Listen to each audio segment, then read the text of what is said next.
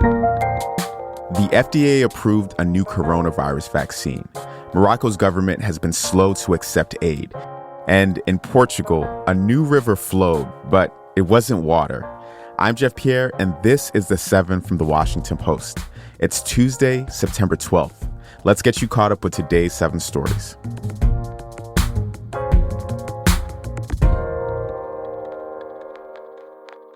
Number 1. The U.S. and Iran are one step closer to an exchange of prisoners. The Biden administration has agreed to allow banks to transfer $6 billion in frozen Iranian oil funds without the threat of U.S. sanctions. Congress was notified of the move yesterday. It's the next step in a developing deal to secure the release of 5 American citizens detained in Iran and 5 Iranian citizens detained in the U.S. It's not clear when they'll be freed, but it could be as early as next week. That's when Biden and the Iranian president will be in New York City for the annual United Nations General Assembly. Some Republicans in Congress are criticizing the deal, saying it creates an incentive for hostage-taking by U.S. adversaries.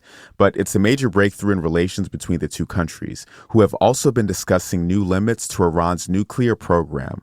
A previous Iran nuclear deal was overturned by the Trump administration in 2018. Number 2, the FDA approved a new coronavirus vaccine yesterday. The reformulated shots target an Omicron subvariant ahead of fall's respiratory virus season. COVID cases and hospitalizations are currently on the rise in the U.S. It's not settled who can get it yet.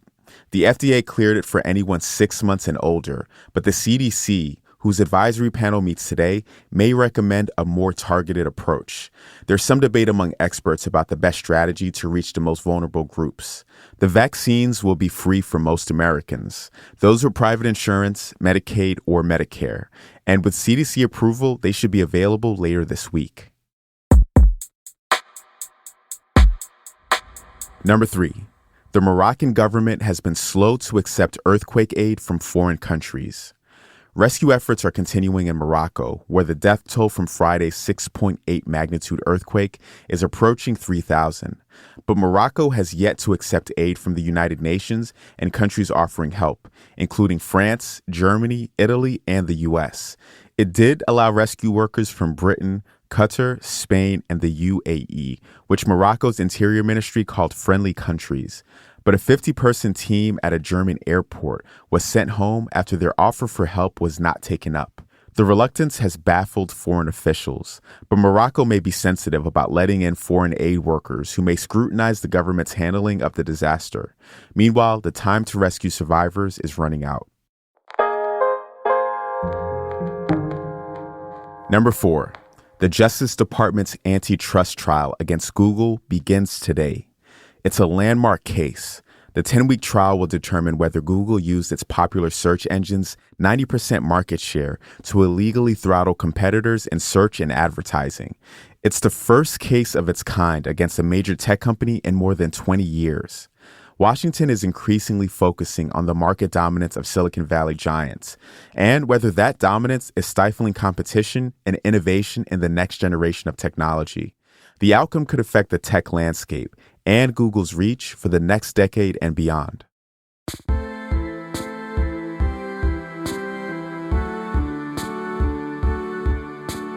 Number 5. Hurricane Lee is a growing threat to eastern New England. The hurricane is currently a powerful Category 3 storm. It's projected to weaken but also grow larger as it travels north. It will most likely remain offshore, but could bring significant storm hazards like strong winds, heavy rain, and storm surge to New England later this week. And after that, the Canadian Maritimes and Nova Scotia will probably experience a direct hit.